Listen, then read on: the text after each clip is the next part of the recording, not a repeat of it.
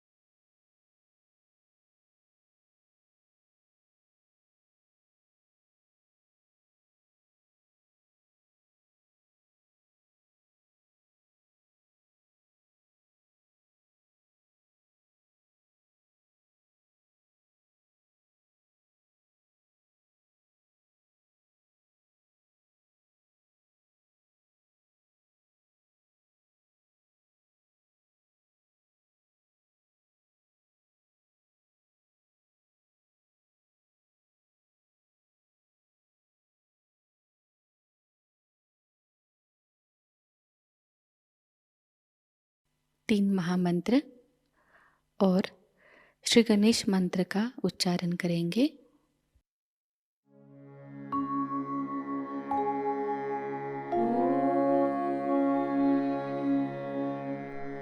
त्वमेव साक्षात् श्री महालक्ष्मी महासरस्वती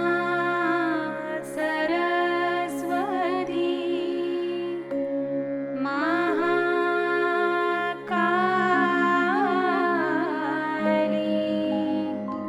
त्रिगुणात्मिका कुण्डलिनी साक्षात् श्री आदिशक्ति माताजी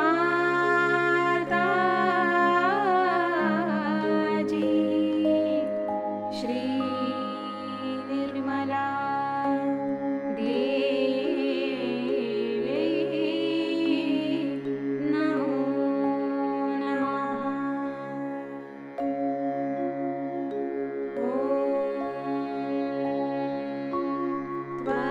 त्वमेव साक्षात् श्री कल्की साक्षात् श्री आदिशक्ति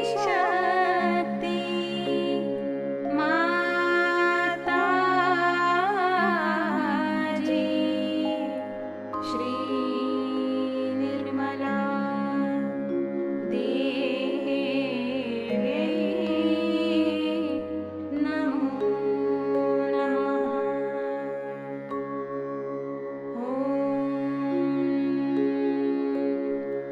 त्वमेव साक्षात् श्री कल्की साक्षात् श्री सहस्रार स्वामिनी मोक्षप्रदायिनी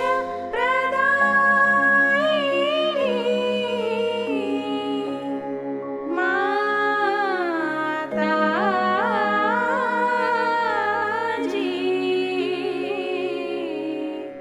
श्री निर्मला देवी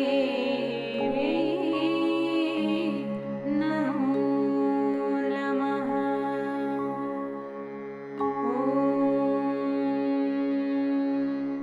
त्वमेव साक्षात् श्री गणेश साक्षात् श्री आदिशक्ति माताजी श्री निर्मला देवी नमो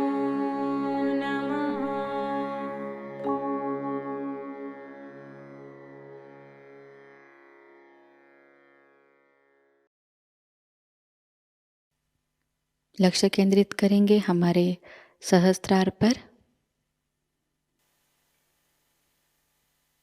श्री माता जी, कृपावंत होकर हमें निर्विचार अवस्था प्रदान कीजिए।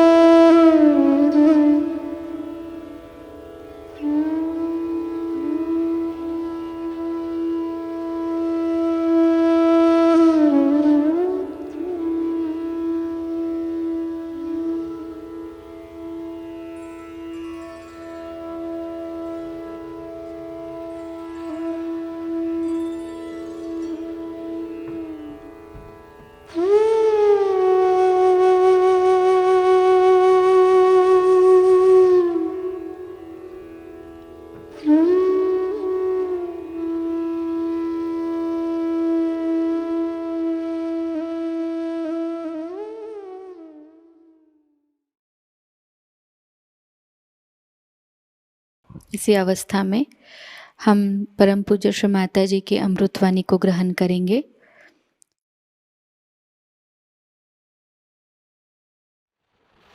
आजच्या या रम्य वातावरणात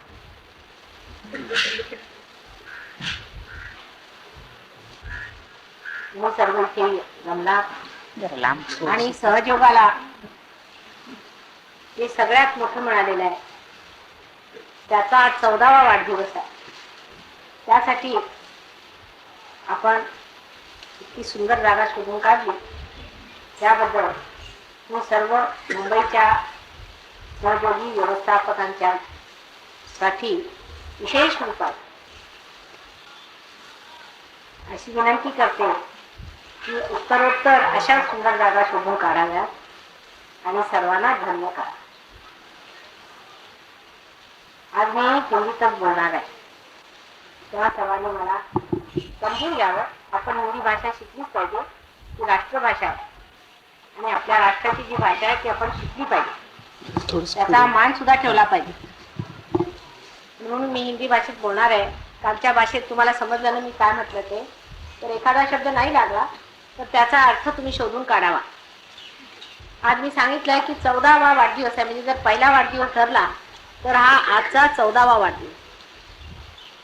आप सबकी ओर से मैं बम्बई के सहयोगी व्यवस्थापक जिन्होंने ये इंतजाम किए हैं उनके लिए धन्यवाद दूँ और मेरे तरफ से भी मैं अनेक धन्यवाद. बहुत सुंदर जगह उन्होंने, बहुत सुंदर जगह हम लोगों के लिए ढूंढ रखी है. ये भी एक परमात्मा की देन है कि इस वक्त जिस चीज के बारे में बोलने वाली थी उन्हीं पेड़ों के नीचे बैठ करके सहस्त्रार की बात हुई. 14 वर्ष को कहना चाहिए या जिसे 13 वर्ष हो गए और अब 14वां वर्ष चल पड़ा है। ये महान कार्य संसार में हुआ था जबकि संस्कार खोला गया। इसके बारे में मैंने अनेक बार आपसे हर संस्कार दिन पे बताया हुआ कि क्या हुआ था, किस तरह से ये घटना हुई, क्यों की गई और इसका महत्व क्या है।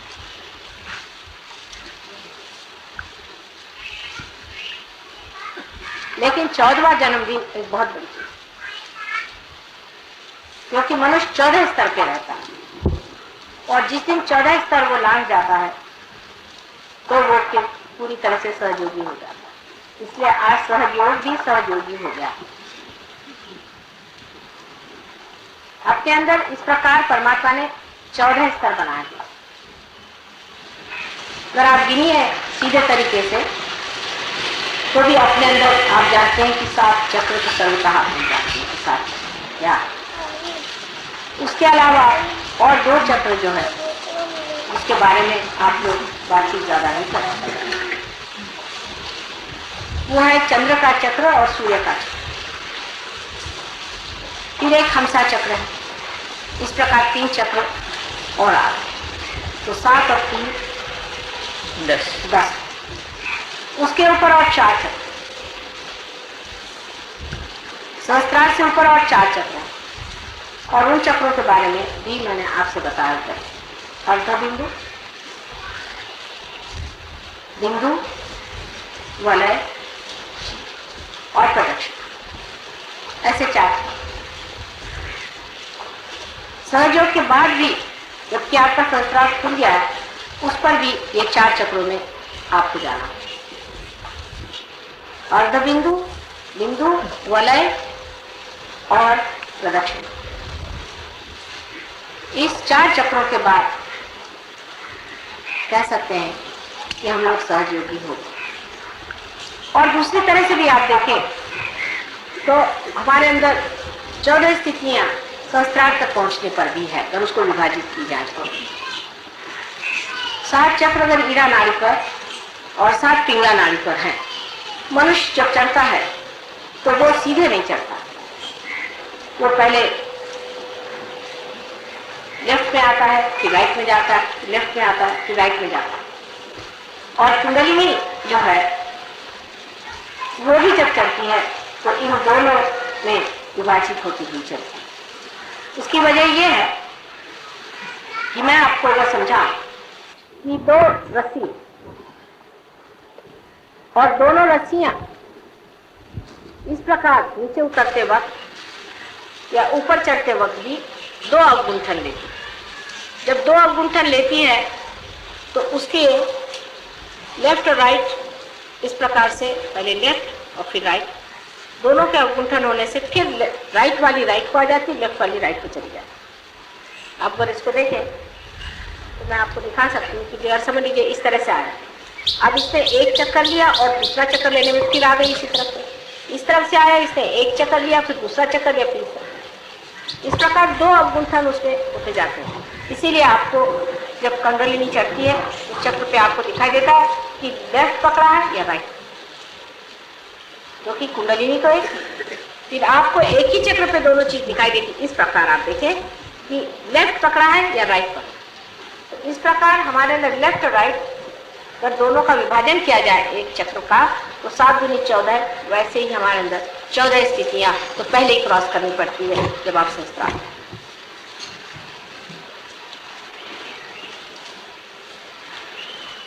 और अगर इसको आप समझ लें कि 7 ये और ऊपर के 7, इस तरह भी वो 14 का एक मार्ग। इसलिए 14 चीज जो है वो कुंडलिनी शास्त्र में बहुत महत्वपूर्ण चीज है। और जब तक हम इस चीज को पूरी तरह से न समझें कि इस 14 चीजों से जब हम परे उठेंगे तभी हम सहयोग के पूरी तरह से अधिकारी हैं। हमको आगे बढ़ते ही रहना चाहिए और उसमें पूरी तरह से रचते रहना। राजना, विराजना, ये शब्द आपके सामने पहले बार भी मैंने बहुत कहे हैं, लेकिन आज के दिन विशेष करके हम लोगों को समझना चाहिए कि सहस्त्रार के दिन राजना क्या, विराजना क्या। अब आप यहाँ बैठे हैं,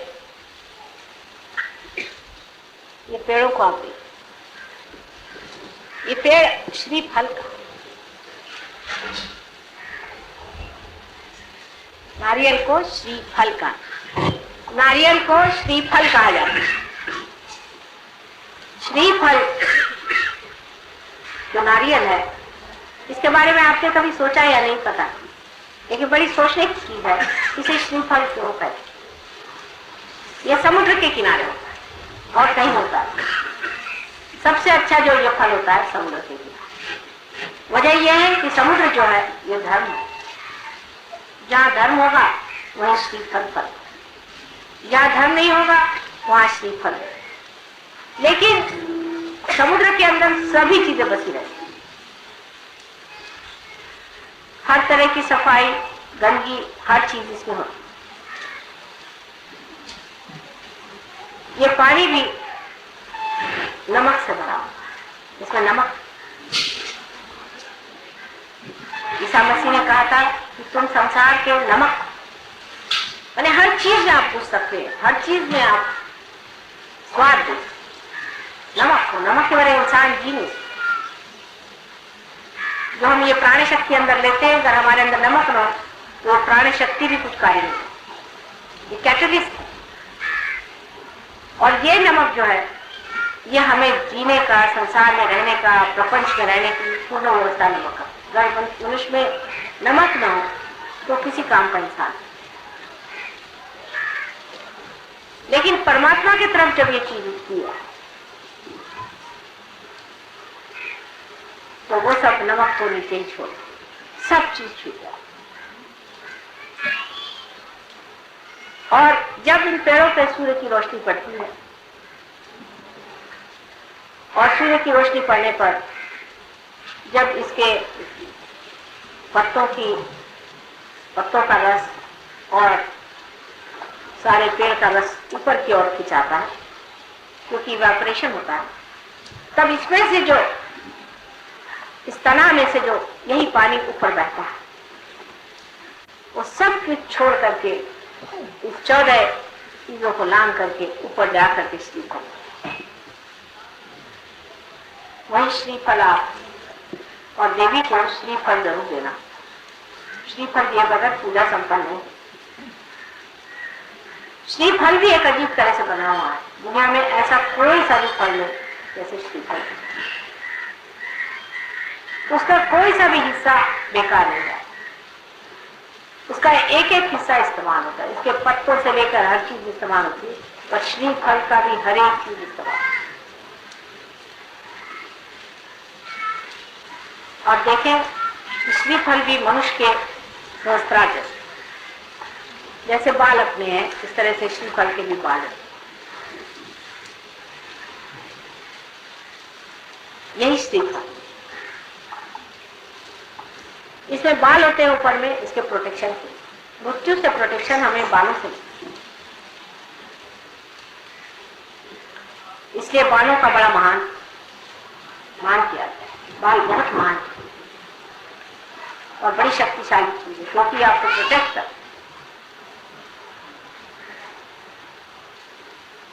इससे आपकी रक्षा हो।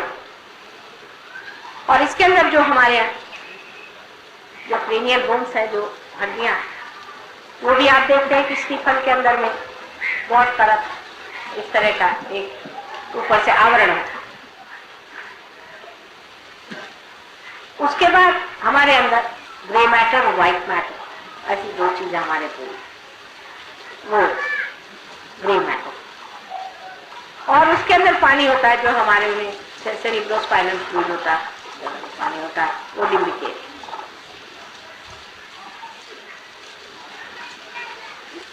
तो यह साक्षात श्रीफल जो है, यही हमारा, जब इनके लिए ये फल है तो हमारे लिए ये फल, जो हमारा ब्रेन है, ये हमारे सारे उत्क्रांति का फल है। आज तक जितनी हमारा रिवोल्यूशन हुआ है, जो अमीबा से आज हम इंसान बने, वो सब हमने इस ब्रेन के फलस्वरूप पाया। ये जो ब्रेन है, ये सब कुछ हमने जो कुछ पाया इस ब्रेन, इसी में सब तरह की शक्तियां, सब तरह का इसी में सब पाया हुआ धन संचित। अब इस हृदय के अंदर जो आत्मा विराजती है और उसका जो प्रकाश हमारे अंदर सहयोग के बाद 7 परतों में फैलता है दोनों तरफ से, वो तभी हो सकता है जब आदमी का सहस्त्रार। अभी तक हम इस दिमाग से 2 ही काम करते हैं। आत्म साक्षात्कार से पहले सिवाय इसके कि हम अहंकार और सुपर ईगो, इन दोनों के माध्यम से जो कार्य करना है वो करते हैं। अहंकार और प्रति अहंकार, या आप कहिए मन और अहंकार, इन दोनों के सहारे हम सारे कार्य करते हैं। लेकिन रियलाइजेशन के बाद हम आत्मा के सहारे कार्य करते हैं। आत्मा रियलाइजेशन से पहले हृदय में ही विराजमान, बिल्कुल अलग बना, क्षेत्रज्ञ बना हुआ। आप देखते रहे, उसका काम वो अपना जैसा भी है देखने का मात्र वो करते रहता है, लेकिन उसका प्रकाश हमारे चित्त में नहीं, वो हमसे अलग है, वो चित्त में नहीं। रियलाइजेशन के बाद वो हमारे चित्त में आ जाता है, पहले चित्त में। और चित्त आप जानते हैं कि वॉइड में है।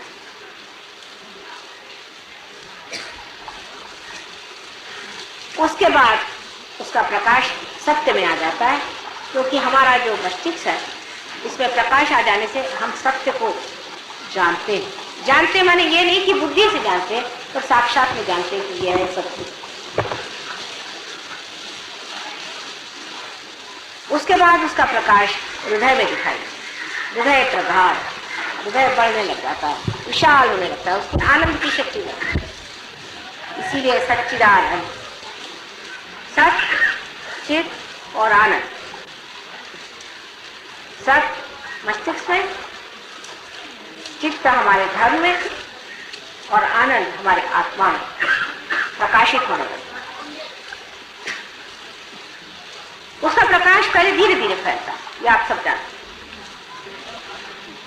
उसका प्रकाश धीरे धीरे बढ़ता है, सूक्ष्म चीज होती है, पहले बहुत सूक्ष्म, क्योंकि हम जिस स्थूल व्यवस्था में रहते हैं उस व्यवस्था में उस सूक्ष्म को पकड़ना कठिन जाता है। धीरे धीरे वो पकड़ आ जाता है। उसके बाद आप बढ़ने लग जाते, अग्रसर होते। सहस्त्रार का एक पर्दा खुलने से ही कुंडलिनी ऊपर आ जाए, लेकिन उसका प्रकाश चारों तरफ जब तक नहीं फैलेगा।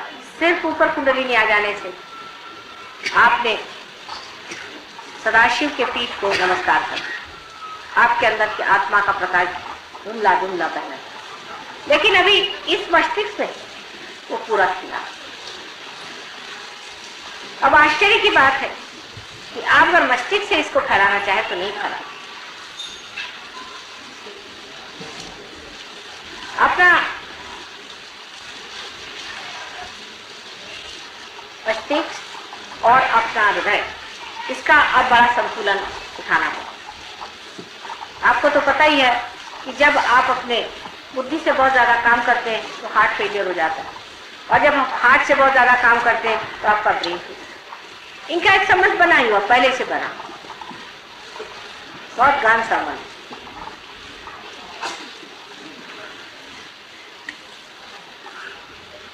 और उस गहन संबंध की वजह से जिस वक्त आप पार हो जाते हैं, इसका संबंध और भी गहन होना पड़ता है। हृदय और इस ब्रेन का संबंध बहुत ही घना होना चाहिए। जिस वक्त पूरा इंटीग्रेट हो जाता है तब चित्त आपका जो है पूर्णतः परमेश्वर स्वरूप है।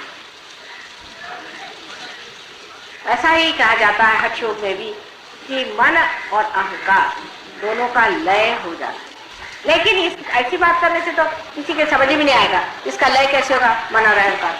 वो मन के पीछे लगे रहते हैं, अहंकार के पीछे लगे रहते हैं। अहंकार को मारते रहो तो मन बढ़ जाता है, मन को मारते रहो तो अहंकार बढ़ जाता है। उसे समझ नहीं आता ये पागलपन क्या है, ये किस तरह से किया जाए। मन और अहंकार दोनों को किस तरह से किया, उसका एक ही द्वार है, आज्ञा। आज्ञा चक्र पे काम करने से मन और अहंकार जो है पूरी तरह से लय हो जाता है। और वो लय होते ही हृदय और ये जो ब्रेन है इनमें पूरा सामंजस्य पहले आ जाता है, कंकॉर्ड। लेकिन एकता नहीं है। इस एकता को ही हमको पाना है। तो आपका जो हृदय है वही सहस्त्रार हो जाता है और आपका जो सहस्त्रार है वही होता है। जो आप सोचते हैं वही आपके हृदय में है और जो कुछ आपके हृदय में है वही आप सोचते हैं। ऐसी जब गति हो जाए तो कोई भी तरह की आशंका, कोई भी तरह का अविश्वास, किसी भी तरह का भय, कोई सी भी चीज नहीं।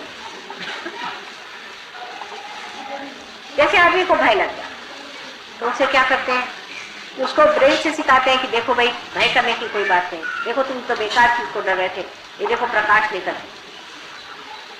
फिर वो अपने बुद्धि से तो समझ लेता है और ठीक करता है। लेकिन जब दोनों चीज एक हो जाती, आप इस बात को समझने की कोशिश करें कि जिस मस्तिष्क से आप सोचते हैं, जो आपके मन को समझाता है और संभालता है, वही आपका मनगढ़ हो जाए। यानी समझ लीजिए कि ऐसा कोई इंस्ट्रूमेंट हो कि जिसमें एक्सेलरेटर और ब्रेक दोनों ऑटोमेटिक हो जाए और दोनों एक, जब चाहे तो वो ब्रेक बन जाए और जब चाहे तो वो एक्सेलरेटर हो जाए और वो सब जानता है। ऐसी जब दशा आ जाए तो आप पूरे गुरु हो गए। ऐसी दशा हमको आनी। अभी तक आप लोग काफी उन्नति कर गए, काफी ऊंचे स्तर पे। जरूर आपको कहना चाहिए कि अब आप श्री फल हो गए। लेकिन मैं हमेशा आगे की बात इसलिए करती हूँ कि इस पेड़ पे भी अगर चढ़ना हो तो क्या आपने देखा है किस तरह से लोग चढ़ते हैं? और एक आदमी को चढ़ा के देखिए तो आप समझ जाएंगे कि वो एक डोर बांध लेता है चारों तरफ से अपने और उस डोर के ऊपर फंसाते जाता है। वो डोर जब ऊपर फंस जाता है तो उस पर वो चढ़ता है। इसी तरह से अपनी डोर को ऊंची फंसाते जाना। और यही जब आप सीख लेंगे तभी आपका चढ़ना बहुत जल्दी हो। पर ज्यादातर हम डोर को नीचे फंसाते हैं। सहयोग में आने के बाद भी डोर हम नीचे की तरफ फंसाते हैं और कहते माँ हमारी तो कुछ प्रगति नहीं। अबे होगी क्या कि जब तुम डोरी उनकी तरफ फंसा के नीचे उतरने की व्यवस्था करती हो। जिस वक्त नीचे उतरना तो डोर की फंसाने की भी जरूरत नहीं। आप जरा सा ढील दे दीजिए, डर आप नीचे चले। वो तो इंतजाम पहले से बना हुआ नीचे आने, ऊपर चढ़ने का इंतजाम बनाना पड़ता। तो कुछ बनने के लिए मेहनत करनी पड़ती है और जो पाया उसे खोने के लिए कोई मेहनत की जरूरत है। आप सीधे चले आइए,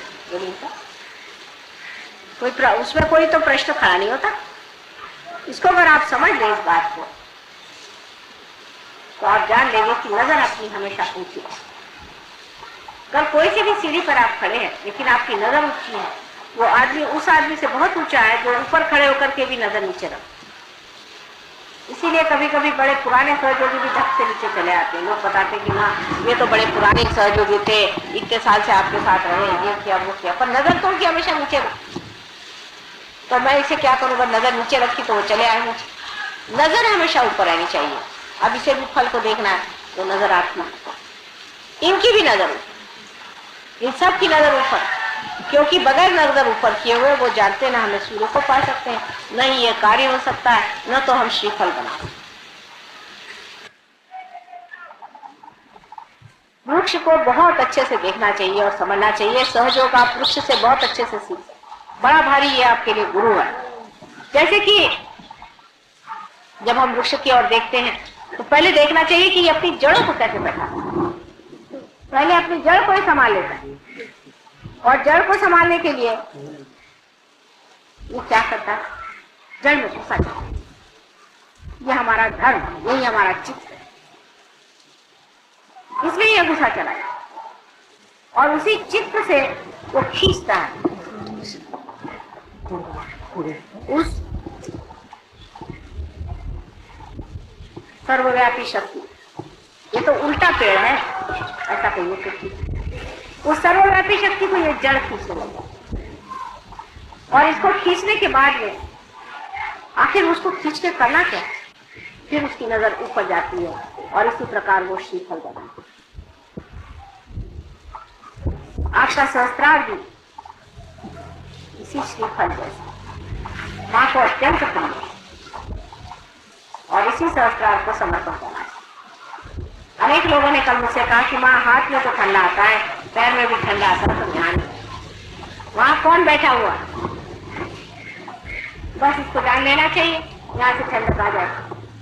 और वहां जो बैठे हुए हैं वो सारे ही चीजों का फल है। इस पेड़ की जो नीचे गड़ी हुई जड़ें हैं वो भी उसी से चले। इसकी जो तना है, इसकी जो मेहनत है, इसका जो इवोल्यूशन है, ये सब कुछ अंत में जाकर के वो फल होगा। उस फल में सब कुछ नहीं है, फिर से उस फल को आप जमीन में डाल दीजिए, फिर से यही सारी चीजें बनाए। वो सब का अर्थ वही है, वो सब का अंत वही है। सारे संसार में जो कुछ भी आज तक परमात्मा का कार्य हुआ है, जो भी उन्होंने कार्य किया है, उसका सारा समग्र स्वरूप, फल स्वरूप आज का हमारा ये महायुग है। और उसके स्वामी कौन है आप जानते। तो ऐसे शुभ समय पे आप लोग पैदा हुए हैं, ऐसे शुभ अवसर में आकर के आप लोग प्राप्त किया, तो धन्य समझना चाहिए और इस फल स्वरूप होकर के और आपको समर्पित। पेड़ से जब भी फल हटाया जाता है जब वो परिपक्व होता है, नहीं तो बेकार है, तो उससे पहले तो माँ को नहीं दिया। इसके परिपक्वता नहीं चाहिए, बचपना छोड़ दो। जब तक बचपना रहेगा आप पेड़ पे चिपके रहेंगे, लेकिन समर्पण के लिए पेड़ पे चिपका हुआ फल किसका होगा? उस पेड़ से हटा करके जब वो समर्पित हो तभी माना जाता है कि पूजा संपन्न हुई। इसलिए सहज हो तो समझने के लिए एक बड़ा भारी आपके सामने प्रतीक रूप से स्वयं साक्षात श्री फली खड़ा हुआ है। ये बड़ी मेहरबानी हो गई कि आज यहाँ पर हम लोग सब एकत्रित हुए और इस महान समारोह में इन सब पेड़ों ने भी हमारा साथ दिया है। ये भी सारी बातों से नाजिक, ये भी स्पंदित और ये भी सुन रहे हैं, इसी ताल पे ये भी नाच रहे हैं, ये भी समझ रहे हैं कि बात क्या है। इसी प्रकार आप लोग के भी जो श्रीफल है उसको पूरी तरह से उसको परिपक्व करने का एक ही तरीका है कि अपने हृदय से सामंजस्य बनाए, हृदय से एकाकार होने की। हृदय में और मस्तिष्क में कोई भी अंतर नहीं है। हृदय से इच्छा करते हैं और मस्तिष्क से उसको पूर्ति करते हैं। दोनों चीज जब एकाकार हो जाएगी तभी आपको उसका पूरा लाभ। अब सर्वसाधारण लोगों के लिए सहयोग एक बड़ी सीक्रेट बात है, उनकी समझ में आता है, क्योंकि उनका जीवन ही रोजमर्रा का उसी लेवल पर, उसी इस पे चल रहा है। लेकिन आपका लेवल अलग, आप अपने लेवल से नहीं, दूसरों की ओर अधिकतर जब आप देखते हैं तो दया दृष्टि, क्योंकि ये बेचारे क्या, उनका क्या हो, कहाँ जाए कि समझ में नहीं आता, इनकी गति क्या, कौन से मार्ग में पहुंचने वाले, इसको समझ करके और आप लोग ये समझे कि इनको अगर समझाने से समझ आ जाए सहयोग तो बहुत अच्छा है, समझाया जाए, उनको बताया जाए। लेकिन अगर ये लोग परवाह न करें तो इनके आगे सर फोड़ने से कोई फायदा नहीं, अपने श्रीफल को फोड़ने से कोई फायदा नहीं। इसको बचा के, इसका कार्य बहुत ऊंचा है, इसको बड़े ऊंचे चीज के लिए आपने पाया हुआ है और उसी ऊंचे स्तर पे इसे रखें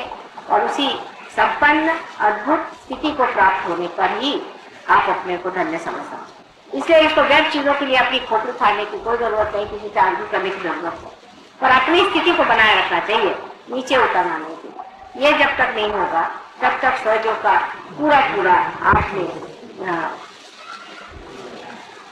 जो कुछ समर्पण था वो नहीं पाए, जो कुछ अपनाना था वो नहीं पा रहे, जो कुछ ग्रोथ थी वो नहीं पा रहे, जो आपकी पूरी तरह से सर्वांगीण पूरी उन्नति होने की थी वो नहीं हुई, और आप गलत फहमी में थे। इसके किसी भी मिथ्या चीज पर आप ये न सोचे कि हम कोई बड़े भारी सहयोगी हो गए या कुछ। जब आप बहुत बड़े हो जाते तो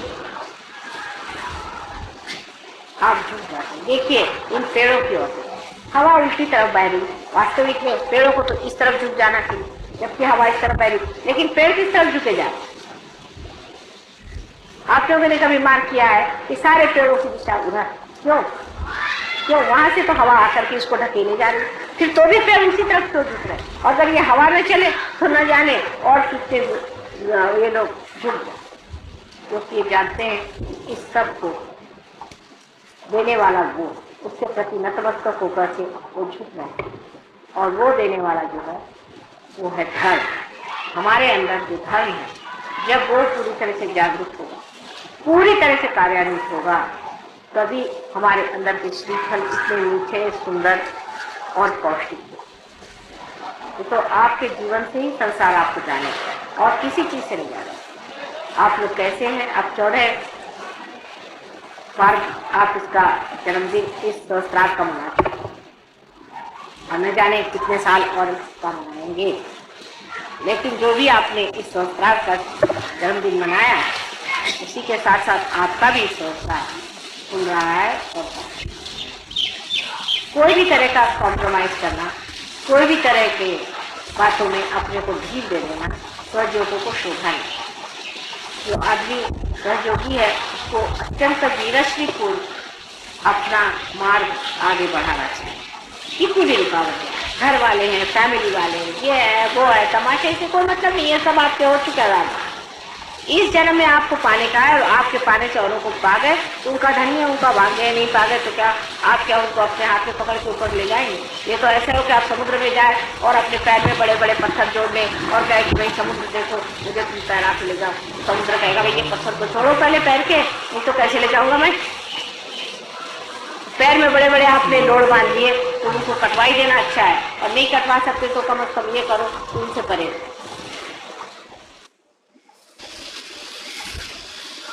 इस तरह की चीजें जो जो आपने पैर में बांध रखी है उसे एकदम तोड़ ताड़ के ऊपर उठ जाए।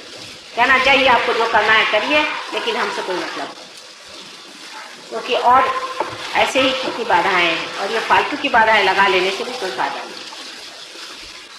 इस तरह से ये पेड़ देखिए इतना भारी फल, इसको खाए ऊपर इतना भारी होता है, फल के अंदर पानी होता है, इस फल को इसमें आपके ऊपर। इसी प्रकार आपको भी इस सर को उठाना, और इस सर को उठाते वक्त याद रखना चाहिए इस सर को नतमस्तक होना चाहिए समुद्र की ओर। समुद्र जो है ये धर्म का है, इसको धर्म की ओर रखिए। बहुत से सहयोगी समझते ही नहीं है कि जब तक हम धर्म में पूरी तरह नहीं उतरते हम सहयोगी हो ही नहीं। हर एक तरह की गलतियां करते रहते हैं, जैसे बहुत से लोग हैं तंबाकू खाते हैं, सिगरेट पीते हैं, शराब पीते हैं, ये सब करते रहते हैं, और फिर कहते हैं हमारे सहयोग में प्रगति नहीं। तो होगी कैसी? आप अपने पीछे हाथ धो करके लगे होंगे। सहयोग के छोटे छोटे नियम है, बहुत सिंपल साधे हैं, जिसके लिए आपको शक्ति मिली है, वो पूरी तरह से आप अपने आचरण में, व्यवहार में। और सबसे बड़ी चीज जो इनके झुकाव में है वो नतमस्तक होना, और उस प्रेम को अपने अंदर से दर्शित करना। जो कुछ आपने परमात्मा से पाया उस प्रेम को परमात्मा को समर्पित करते हुए याद रखना चाहिए कि सबके प्रति प्रेम है। अंत में यही कहना चाहिए कि जिस मस्तिष्क से, जिस संस्कार में प्रेम नहीं हो वहां हमारा वास नहीं। सिर्फ दिमाग में प्रेमी की बात आनी चाहिए कि प्रेम के लक्षण में क्या है। गहराई से सोचे तो मैं फिर वही कह रही हूँ कि दिल को कैसे हम प्रेम में ला सकते। यही सोचना चाहिए कि क्या मैं ये प्रेम में करा, ये क्या प्रेम में बात हो रही है, सारी चीज मैं प्रेम में करा, ये सब कुछ बोलना मेरा, करना धरना सब क्या प्रेम में हो रहा है। किसी को मार पीट भी सकते हैं आप प्रेम में, तो बहुत बात हो तो मार सकते कोई ऐसे, लेकिन ये क्या प्रेम में हो रहा है। देवी ने इतने राक्षसों को मारा, वो भी प्रेम में ही मारा, उनसे भी प्रेम किया जिससे वो ज्यादा नहीं और भी राक्षस के महाराक्षस का बन जाए, और अपने भक्तों का प्रेम की वजह से उनको बचाने के लिए उनको मारा। उस अनंत शक्ति में भी प्रेम ही का भाव, जिससे उनका हित हो, वही प्रेम है। तो क्या आप इस तरह का प्रेम कर रहे हैं जिससे उनका हित हो, ये सोचना है। अगर कर रहे हैं तो आपने वो चीज पाई जो मैं कह रही थी कि सामंजस्य आना चाहिए, तो सामंजस्य आप कर रहे हैं। तो एक ही शक्ति है जिसे हम कह सकते हैं कि प्रेम, और प्रेम ही से सब आकारित होने से ही सबकी सुंदर, सुडौल और व्यवस्थित हो सकती। जो सिर्फ शुष्क विचार है उसमें कोई अर्थ नहीं। और शुष्क विचार तो आप जानते हैं कि वो सिर्फ अहंकार से आते हैं, और जो मन से आने वाली चीज है वो दूसरी ऊपर से जरूरी उसको खूबसूरती ला देती है, लेकिन अंदर से खोती है। इसलिए एक चीज गर्वी होती है लेकिन शुष्क होती है, दूसरी चीज सुंदर होती है लेकिन नीरस खोखली होती है। एक नीरस है तो दूसरी खोखली। दोनों चीजों का सामंजस्य इस तरह से बैठ ही नहीं सकता, क्योंकि एक दूसरे के विरोध है। लेकिन रियलाइजेशन के बाद में, सहयोग में आने के बाद में, कार्य विरोध टूट करके जो चीज विरोधात्मक लगती है वो ऐसा लगता है कि एक ही चीज के दो अंग, और ये आपके अंदर हो जाना चाहिए। इसलिए ये चीज घटित होगी तब हमें मानना पड़ेगा कि हमने अपने संसार का 14वां जन्मदिन पूरी तरह से मान लिया। परमात्मा आप सबको सुखी रखे, और इस शुभ अवसर पे हमारी ओर से और सारे देवता की ओर से, परमात्मा की ओर से आप सबको अनंत आशीर्वाद।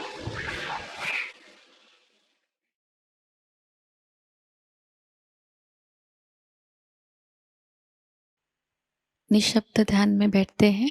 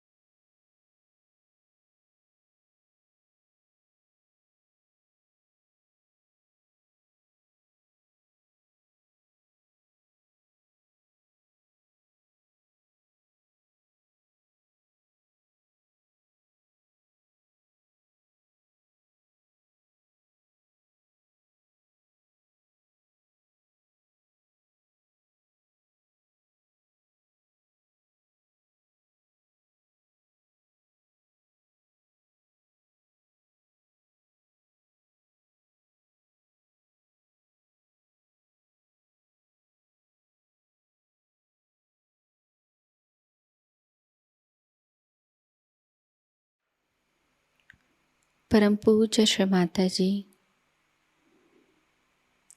आपकी परम कृपा में हम सब एक प्रतिभाशाली व्यक्तिमत्व बन जाए। श्री माता जी, आपकी परम कृपा में हम सब आपके श्री विराट स्वरूप के अंग प्रत्यंग बन जाए। अपनी ध्यान धारणा और सामूहिक कार्य की तपश्चर्या से हम श्री आदिशक्ति के एक प्रभावी और प्रभावशाली माध्यम बन जाएं।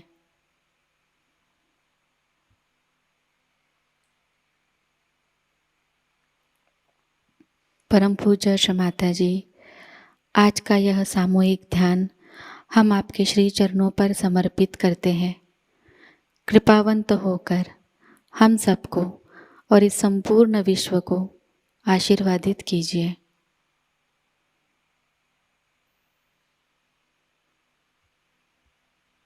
श्री माँ को प्रणाम करेंगे और सामूहिकता में कुंडलिनी चढ़ाकर बंधन लेंगे।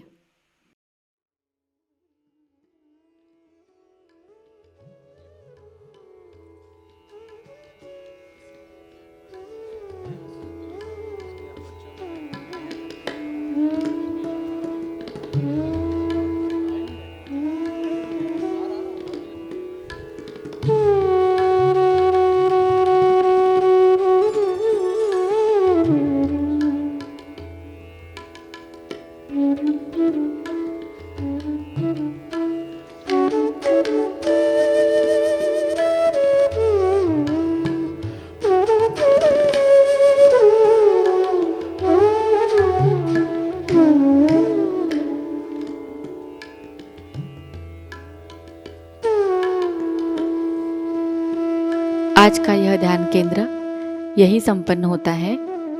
जय श्री माता जी।